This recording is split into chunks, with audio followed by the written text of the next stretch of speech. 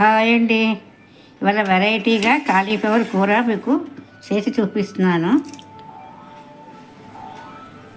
ఇలాగా వాటర్లో కొంచెం ఉడకబెట్టుకోవాలండి.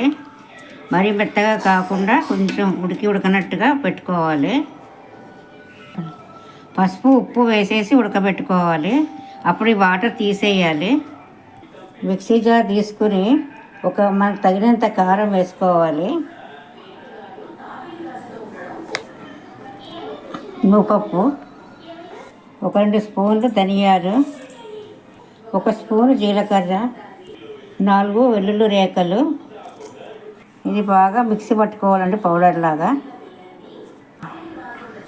కచ్చాపచ్చాగా పట్టాలి మిక్సీ.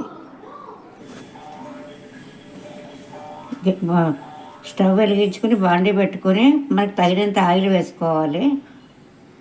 ఉడకబెట్టిన క్యాలీఫ్లవర్ ఉంటుంది కదండి, అది కొంచెం ఆయిల్లో ఫ్రై చేయాలి.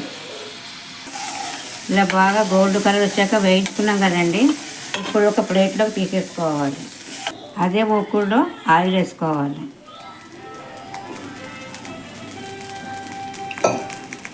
ఒక స్పూన్ శనగపప్పు, 1 స్పూన్ మినప్పప్పు, 1 స్పూన్ ఆవాలు, 1 స్పూన్ జీలకర్ర, సన్నగా తరుక్కున్న పచ్చిమిర్చి, కరివేపాకు, ఉల్లిపాయ ముక్కలు వేసేయాలి. బాగా వేగాలండి ఉల్లిపాయ ముక్కలు, పచ్చిమిర్చి. మిక్సీ చేసుకున్న పౌడర్ ఉంది కదండి, వేసేసుకోవాలి. మిక్సీ చేసుకున్న పౌడరు ఇలా బాగా వేయించుకోవాలండి దోరగా. క్యాలీఫ్లవర్ ఉడకబెట్టినప్పుడు ఉప్పు వేసామండి, ఇప్పుడు కూడా కొద్దిగా వేసుకోవాలి రుచికి తగ్గట్టు. ఉల్లిపాయ ముక్కలు బాగా వేగాయి కదండి, ఇప్పుడు ఈ క్యాలీఫ్లవర్ ఉడకబెట్టినవి కూడా వేసేసుకోవాలి.